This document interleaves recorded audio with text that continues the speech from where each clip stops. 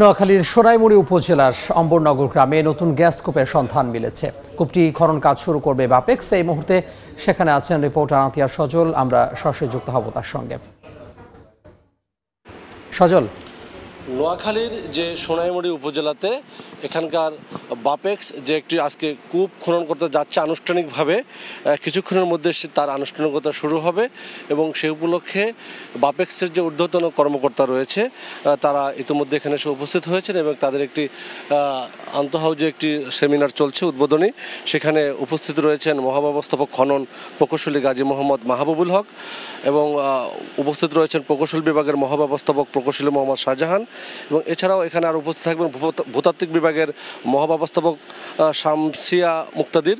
এবং কিছুক্ষণের মধ্যে আপনারা দেখতে পাচ্ছেন যে স্ট্রাকচারটি বসানো হয়েছে, সেখানে কিন্তু তারা গিয়ে এই গ্যাসের যে কূপটি সেটি আনুষ্ঠানিকভাবে খননের যে কার্যক্রম তারা পরিচালনা করবে। এবং ইতিমধ্যে এখানে কিন্তু এই খনন কার্যের সাথে কিন্তু এই বাপেক্সের প্রায় 170 জন বিভিন্ন ধরনের অভিজ্ঞ কর্মচারী এবং অস্থায়ী শ্রমিক রয়েছে 50 জন মতো বিভিন্ন ধরনের প্রকৌশলী এবং কর্মকর্তারা।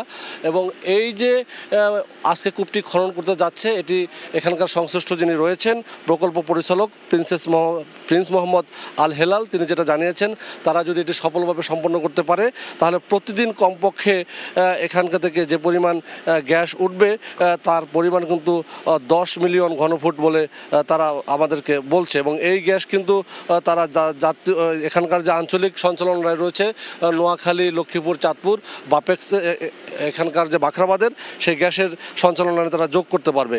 এবং সর্বোপরি এখানকার যে স্ট্রাকচারটি দেখছেন এটি বাপেক্সের সবচেয়ে শক্তিশালী এবং একটি স্ট্রাকচার এবং এটি দিয়ে কিন্তু এর আগেও কিন্তু সুন্দরপুর যে আরেকটু খনন করেছিল কূপ সেটি করে সেখান থেকে কিন্তু গ্যাস সঞ্চালন প্রায় আরও 2.5 কিলোমিটার সঞ্চালন লাইন টেনে গ্রিডের সাথে যুক্ত করতে পারলেই কিন্তু সেখান থেকে উৎপাদন শুরু হবে।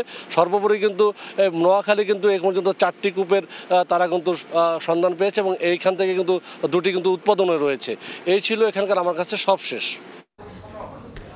আমরা সরাসরি যুক্ত হয়েছিলাম নোয়াখালীর সোনাইমুড়ি থেকে।